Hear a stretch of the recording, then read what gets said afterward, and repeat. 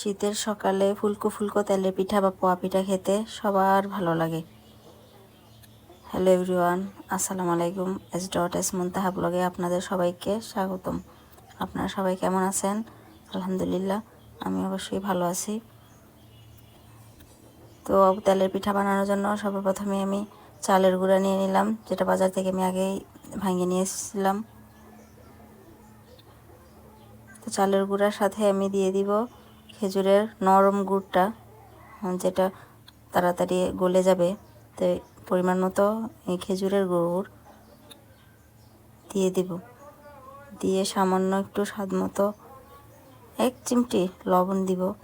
তো গুড় লবণ দিয়ে এখন আমি বেশি নরমও না আবার ঘনও না, এরকম একটা ব্যাটার তৈরি করব। তেলে পিঠার জন্য সাধারণত যে ব্যাটারটা আমরা তৈরি করে থাকি। তো আমার পিঠার মিশ্রণটা তৈরি হয়ে গেছে, এখন পিঠা বানানোর পালা। গুড়টাও গলে আসছে। তো ফাইনালি আমার ব্যাটারটা তৈরি, এখন আমি পিঠা বানাবো। তো কড়াইয়ে আমি আগে থেকেই তেল গরম করে নিয়েছি। গরম তেলে এখন আমি ব্যাটারটা চামচ দিয়ে দিলাম।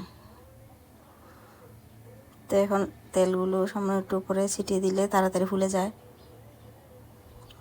তো মাশাআল্লাহ, আমার পিঠাটা সুন্দর ফুলে গেছে। তো কেমন হয়েছে আমার পিঠাটা অবশ্যই সবাই জানাবেন। এমন করে আমি সবগুলো তেলের পিঠাই বানিয়ে নিব। তো এখন আমি ছেঁকে তুলে নিব। আসলে শীতকাল আসলেই পিঠা খাওয়ার হিড়িক পড়ে, পিঠা না খেলে আমাদের ভালোই লাগে না। তো আমার পিঠা বানানো কমপ্লিট হয়েছে।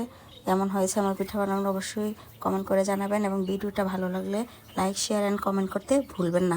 আজ এ পর্যন্তই। সবাই ভালো থাকুন, সুস্থ থাকুন। আল্লাহ হাফেজ। ধন্যবাদ সবাইকে।